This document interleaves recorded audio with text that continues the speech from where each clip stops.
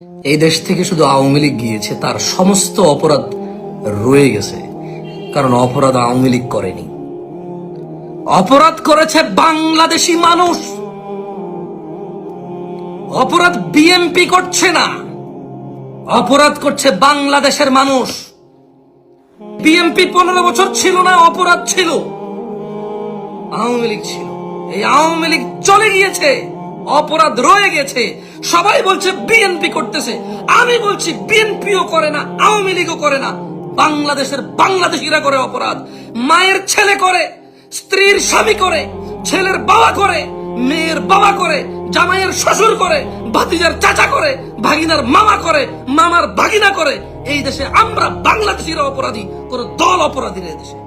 এই মানুষগুলো দল করে, এই অপরাধী মানুষগুলো কেউ আওয়ামী লীগ করে, কেউ বিএনপি করে, কেউ জাতীয় পার্টি করবে, কেউ এনসিপি করবে, কেউ ওই নাগরিক পার্টি নতুন করে একটা পার্টি হয়েছে এটা করবে।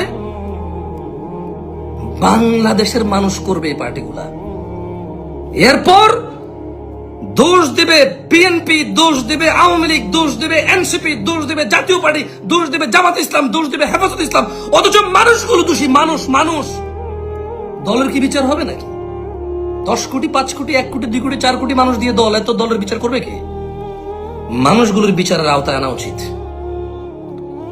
মানুষগুলোকে বিচারের আওতায় আনা উচিত।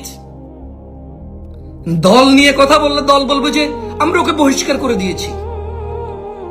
বিএনপির মধ্যে এরকম লোক হইতে পারে না, জামাত ইসলামের মধ্যে এরকম লোক সহ্য করতে পারি না, আওয়ামী লীগের মধ্যে এমন লোক আমরা পছন্দ করি না, আমরা তাকে দল থেকে বহিষ্কার করেছি বহু আগে।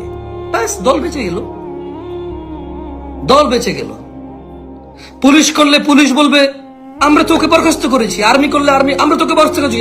জামশেদ মজুমদারের মতো কোন মাদ্রাসায় চাকরি করে যদি হুজুর করে কোনো অন্যায়, মাদ্রাসা বলবে আমরা তো ওনাকে চাকরিচ্যুত করেছি, বহিষ্কার করে দিয়েছি, আপনারা যা বিচার করেন। আমাদের মাদ্রাসার সাথে ওর কোনো সম্পর্ক নাই, আমাদের দলের সাথে ওর কোনো সম্পর্ক নাই, পুলিশের সাথে ওর কোনো সম্পর্ক নাই, আর্মির সাথে ওর কোনো সম্পর্ক নাই, বিএনপির সাথে ওর কোনো সম্পর্ক নাই, মসজিদের সাথে ওর কোনো সম্পর্ক নাই। বলবে প্রতিষ্ঠানের বিচার করবা নাকি তোমরা? প্রতিষ্ঠানের বিচার করতে গেলে তো তোমরা জীবনও পারবা না, তোমরা বিচার করতে হবে মানুষের।